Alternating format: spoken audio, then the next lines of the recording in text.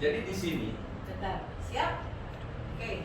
Jadi di sini ya Koperumnas kenapa disebut syariah? Karena dengan harga 200 juta cash untuk rumah tipe 36 per 60, cicilannya juga totalnya harus segitu aturannya.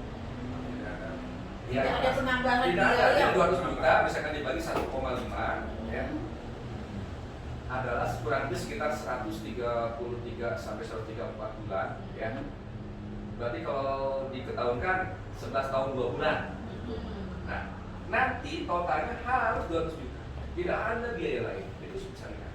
Mau cash, mau nyicil terus aja sama. Cash nyicil segitu. Terus itu udah sertifikat Pak? Iya, pertama itu SHGB di 30 bulan, 36 itu kan harus dapat izin dong membuat itu SHGB pertama.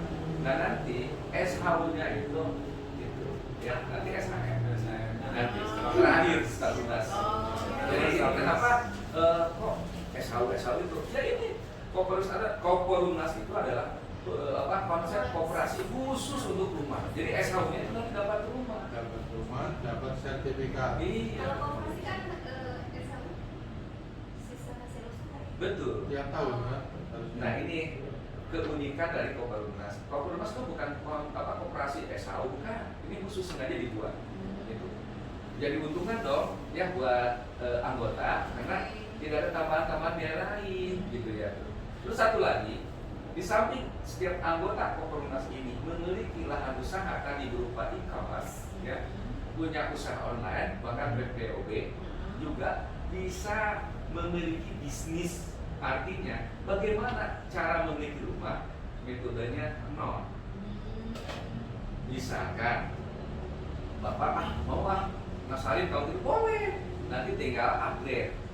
Upgrade jadi agent, upgrade jadi cabang mandiri. Nanti dikasih kuota, dikasih komisi sehingga untuk menyelesaikan tadi tabungan sehingga beres sampai 200 juta kan bisa dari hasil usaha ini.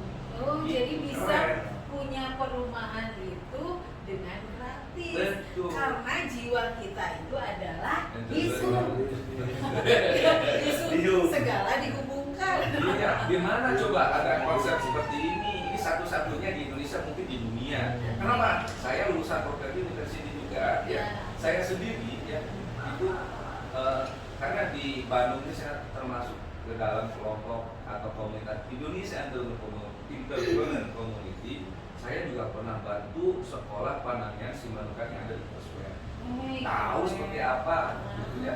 Karena ya saya ngomong ini karena kan sekolah juga gitu ya. Ini wah salut sekali nih orang yang mendirikannya Bapak Ali Sudirya ini, saya salut sekali gitu ya. Jadi bagaimana benar-benar bisa ya mensosialisasikan, mensiarkan ya bagaimana membebaskan Indonesia dari riba dengan konsep desko gitu di bidang perumahan seperti itu ya. Jadi sampai ke bisnis di mana coba cari ya. Saya sendiri ya ini tetanggaan dengan Jamar itu saya ikut bangun. Saya bersama developer Gajah Mada, saya tukang belanja di Jamar itu. Saya kebangun bareng-bareng sama Bapak Cecep itu yang bangunnya dari grup Gajah Mada. Nah, jadi saya tahu rumah seperti apa ya.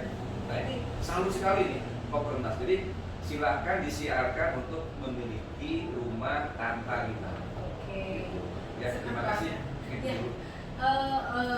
Pemirsa semuanya yang barusan dipaparkan oleh Kang Asep atau Asmudi ini luar biasa karena kita bisa memiliki perumahan dengan cara nabung dan bisa sebagai kita marketingnya bisa untuk mendapatkan rumah dengan gratis. Yaitu tadi kita sebagai marketingnya dan bisa memberikan peluang-peluang untuk e-commerce-nya, terus untuk kayak Gojek online atau Grab lah semacam itu dan semua bidang usaha. Kebayang ya, Indonesia sudah memiliki anak bangsa punya konsep perumahan tapi semuanya bikin negara kecil ibaratnya.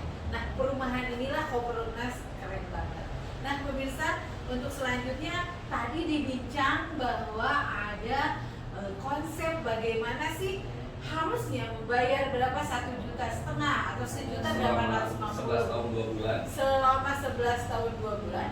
Di sini ada lebih mengerucut ya. Ibaratnya kita bisa lebih murah, ada konsep lebih murah. Nah, kita 5 tahun ya. Jadi ternyata ada solusi lagi ketika kita sudah mendengarkan apa yang disampaikan oleh Pak Asep tentang Kopdarnas, itu sangat luar biasa. Itu banyak keuntungan buat kita. Nah, ternyata di sini tuh ada lagi keuntungan lagi sebetulnya. Nah, nanti akan kita bincang lagi bersama Pak Yayat. Dia akan menceritakan bagaimana nih supaya kalian-kalian teman-teman di seluruh Indonesia, keluarga besar di Indonesia, khususnya keluarga Epopedia, nanti kita akan arahkan kalian supaya bisa mendapatkan rumah tanpa riba, dan itu pun tidak harus membayar sepenuhnya. Nah, di sini nih caranya, ada caranya supaya kita tidak membayar sepenuhnya. Bukan begitu, Pak? Ini ada solusinya. Oke, ini akan disampaikan oleh Pak Yayat. Langsung beliau adalah founder dari Trade Community. Silakan Pak Yayat. Terima kasih.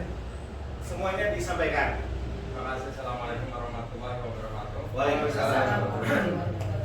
Dalam kesempatan ini saya tidak langsung membahas masalah perumahannya. ya. Ya, betul. Kenapa? Saya masuk di suatu komunitas. Komunitas ini komunitas anak bangsa. Gimana kalau saya pemikiran saya? Banyak sekali komunitas-komunitas anak bangsa itu atau disebut juga organisasi masyarakat ya. Iya. Lahannya negatif, keributan terus, pemalakan, ada pedagang dipalak, ada proyek dipalak, segala macam. Gimana ngerubah citra organisasi masyarakat untuk bisa berubah? Karena di dalam Undang-Undang NKRI nomor 16 tahun 2017 sudah disebutkan bahwa organisasi masyarakat itu harus berbadan hukum, legalitasnya, dan di bab 11 pasal 39 itu sudah dibilangkan bahwa organisasi masyarakat untuk kelangsungannya, kalau kelangsungan apa sih? Berarti kebutuhan anggotanya itu terpenuhi, bukan dengan cara meminta-minta ke pedagang, meminta-minta ke proyek, bukan. Tapi harus bikin badan usaha, mau CP, mau yayasan, mau PT, silakan. Nah, alhamdulillah kami udah membentuk untuk percontohan awal, yaitu dibentuklah komunitas itu, legalkannya organisasi masyarakat himpunan pengusaha online internasional Ormas IPO. Itu yang deklarasinya 2019 pas hari ibu, Akarnya itu dari situ. 22 Desember 2019. Akar Ibu Pertiwi, hari ibu. Nah, itu konsep itu untuk mencitrakan supaya merubah kebiasaan-kebiasaan buruk anak bangsa yang jadi organisasi masyarakat meminta-minta. Dibikinlah koperasi gotong royong, dibikinlah aplikasi-aplikasi termasuk online segala macam, termasuk PPOP-nya, termasuk usaha-usahanya. Nah, dari sana ada emang keuntungan-keuntungan. Di organisasi ada keuntungan-keuntungan sebetulnya. Kenapa? Pemasukan organisasi karena dengan mengikuti organisasi kan tadi disebutkan himpunan pengusaha online. Online itu akan berhubungan dengan Google AdSense. Awal pemasukan awal itu pasti dari Google AdSense. Sebanyak-banyaknya anggota maka dari Google AdSense akan memberikan banyak juga keuntungannya.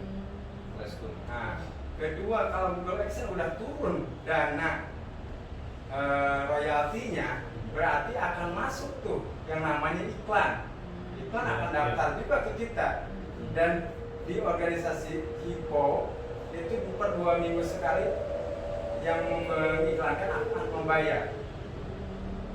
Itu yang utama pemasukan dari organisasi ini. Yang kedua itu ada pemasukan dari dana CSR. perusahaan-perusahaan sebetulnya kalau rekan-rekan semuanya menggunakan dari CSR, orang nganggur juga bisa dibayar kok sebetulnya. Itu perdanya udah lama, udah tahun 2008 perda keluar itu. Kenapa nggak digunakan sampai sekarang? Sekarang mau pilkada, ribut-ribut keluar uang. Coba kalau dari awal itu menggunakan dana CSR, nggak bisa lagi keluar uang. Uang nggak sudah. Terus ada lagi pemasukan dari negara berupa APBN. APBN lumayan besar. Per tahun itu bisa sampai 700 juta untuk organisasi sebetulnya. Dari dana bansos. Ada lagi pelatihan-pelatihan yang dari bansos itu ada 10% APBN atau APBD yang harus dikeluarkan untuk bansos melalui organisasi untuk masyarakat semuanya. Itu besar sebetulnya. Nah dari sini makanya organisasi ini membuatlah perusahaan-perusahaan PT IT yang bergerak di bidang pemberdayaan atau segala macam alat-alat UMKM. Ada lagi khusus UMKM-nya, ada lagi khusus pabrik pakan ternaknya segala macam lah. Secara konvensional ini banyak, sampai 24 PT dari mulai konsorsiumnya itu bulan Juni 2019 sampai Januari 2020 itu udah sampai 24 PT. Banyak konvensional. Cuma kendala kita nggak tahu namanya alam kan, pandemi pada bulan 3. Sedangkan ini organisasi mengikuti konvensional, pabrik-pabrik konvensional. Akhirnya harus beralih kan, dari konvensional harus beralih. Jadi kena imbasnya ya karena Karena konvensional kan ditutup semua sama Pemda. Beralihlah. Nah, karena kalau keuangan kita kembali ke keuangan ya. Keuangan awal mulanya keuangan itu kita nabung biasa ya, dari barter seperti dari barter kan, uang apa barang dengan barang kan, terus lari ke uang lari ke perbankan lari ke online ya, uang elektrik kan, deposit uang elektrik. Sekarang udah era yang kelima, era digital. digitalisasi, era digital. Berarti kita harus pindah dari uang elektrik deposit ke era digital.